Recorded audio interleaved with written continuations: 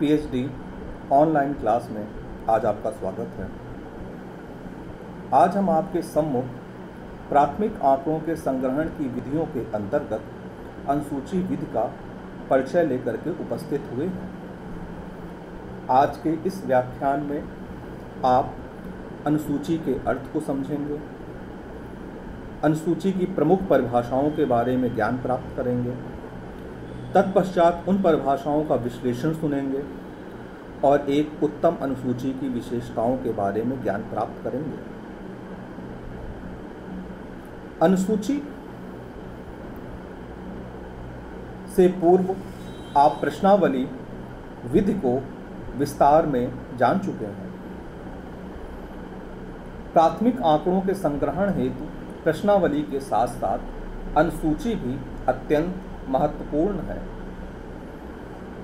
प्राथमिक आंकड़ों के संग्रहण हेतु यह एक अति महत्वपूर्ण शोध उपकरण है, जिसमें शोध समस्या से सुसंगत छोटे छोटे प्रश्नों की एक सूची होती है तथा उन प्रश्नों का उत्तर शोधकर्ता सूचनादाता द्वारा प्राप्त करता है। प्रत्यक्ष रूप से आमने सामने की स्थिति में शोधकर्ता स्वयं उन प्रश्नों को पूछता है और स्वयं ही भरता है।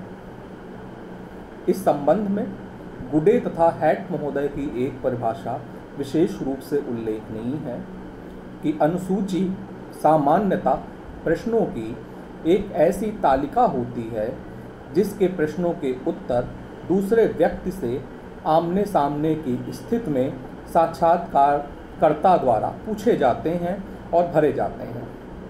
अर्थात साक्षात्कारकर्ता स्वयं प्रश्नों को पूछता भी है और स्वयं अनुसूची में भरता भी है। आमने सामने की स्थिति होती है, प्रश्नों की एक तालिका होती है। Schedule is the name usually applied to a set of questions which are asked and filled in by an interviewer in face-to-face situation with another person.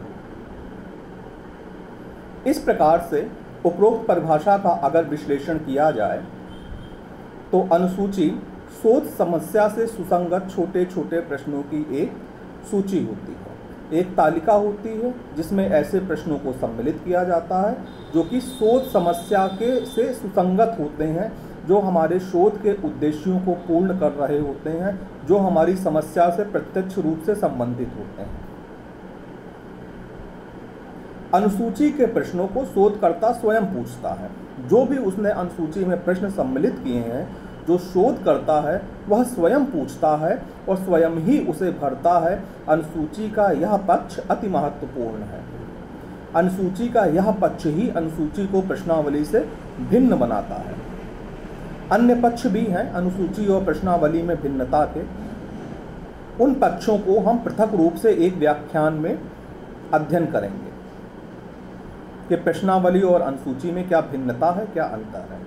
इसका एक पृथक व्याख्यान होगा।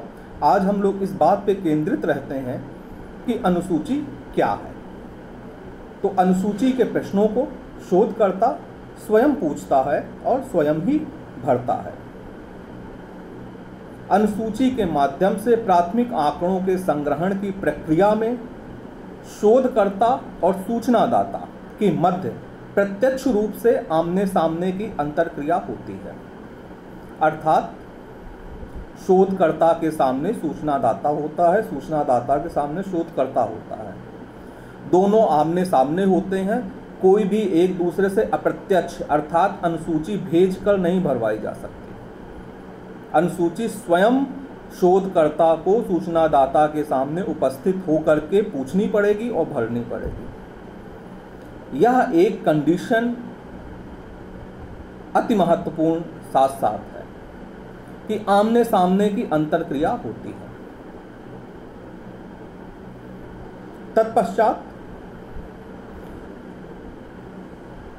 हमें जो हमारी वांछित सूचनाएं होती हैं वो प्राप्त होती हैं। इस प्रकार से आपने देखा, गुडे तथा हैट महोदय की परिभाषा को सुना।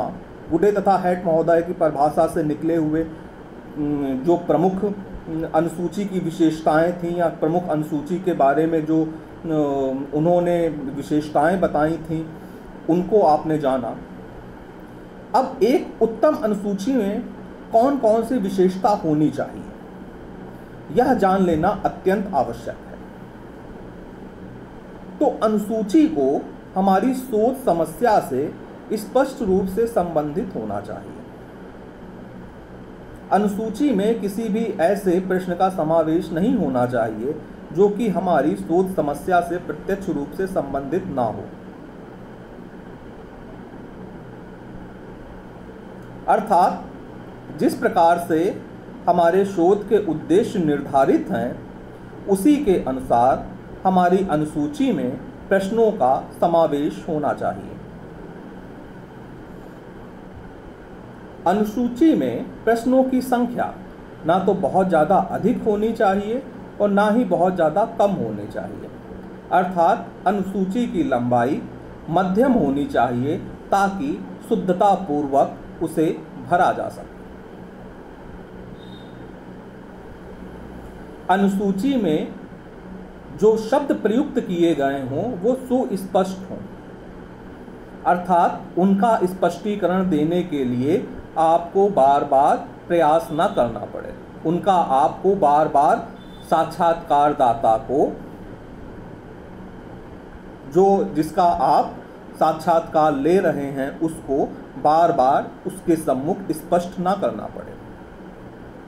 अर्थात हमेशा अनुसूची बनाते समय यह ध्यान रखने चाहिए कि हम सामान्य और बिना कम प्रयास से या सामान्य प्रचलित शब्दों का ही हम अनुसूची में प्रयोग करें। अनुसूची में प्रयोग किए गए शब्द संवेग रहित होने चाहिए। यह पक्ष अति महत्वपूर्ण है कि अनुसूची में कोई ऐसा शब्द ना हो या कोई ऐसा वाक्यांश ना हो जो आपकी विचारधारा को या जो आपके नज़रिए को प्रकट करता हो। यानी कि अनुसूची तटस्थ दिखनी चाहिए। जिस समस्या का भी अध्ययन कर रही हो, उस समस्या के प्रश्न तटस्थ दिखनी चाहिए। उसमें किसी भी प्रकार के संवेग ना हो कि उन्हें सुन करके उत्तरदाता के मन में विभिन्न प्रकार के संवेग जागृत हो जाएं और आपको जो वैध निष्कर्ष और विश्वसनीय निष्कर्ष मिलने हैं या जो उत्तर मिलना है वह उत्तर ना मिले। इस बात का विशेष रूप से ध्यान रखा जाता है। अनुसूची में वस्तुनिष्ठता, विश्वसनीयता और वैधता का गुण पाया जाता है। वैधता और विश्वसनीयता के गुण के लिए हम अनुसूची का पूर्व परीक्षण अवश्य कर लेते हैं। प्रायः हम यह प्रयास करते हैं कि हमारी अनुसूची व्यवहारिक हो। अनुसूची की व्यवहारिकता से हमारा अभिप्राय यह है कि हम जिस समस्या का अध्ययन कर रहे हैं वो व्यवहारिक हो, उसका कोई व्यवहारिक जगत में भी उपयोग हो। इस प्रकार से आज आपने यह समझा कि अनुसूची क्या है। जब हम अनुसूची कहते हैं तो अनुसूची का एक सीधा अभिप्राय यह होता है कि शोधकर्ता और सूचनादाता दोनों आमने सामने की स्थिति में हैं। शोधकर्ता द्वारा प्रश्न पूछे गए हैं और सूचनादाता द्वारा जो उत्तर प्राप्त हुआ है उसे शोधकर्ता ने अनुसूची में स्वयं भरा है। इस प्रकार से यह अनुसूची अशिक्षित व्यक्तियों और बच्चों पर भी समान रूप से प्रभावी है, कारगर है। इसलिए इसकी महत्ता और बढ़ जाती है। अगर हमारे अध्ययन में अशिक्षित व्यक्तियों का समूह शामिल है तो निश्चित रूप से अनुसूची का प्रयोग करना ही श्रेयस्कर होगा, अधिक प्रासंगिक होगा, अधिक उपयुक्त होगा। अनुसूची के अर्थ के बाद में आपने गुडे और हैट महोदय की परिभाषा को जाना। परिभाषा में शामिल विशिष्ट तत्वों को जाना। तत्पश्चात आपने उत्तम अनुसूची की विशेषताओं को जाना। इन्हीं मूलभूत बिंदुओं के अंतर्गत अनुसूची की रचना की जाती है। आज के इस व्याख्यान को हम यहीं पर समाप्त करते हैं। सादर धन्यवाद।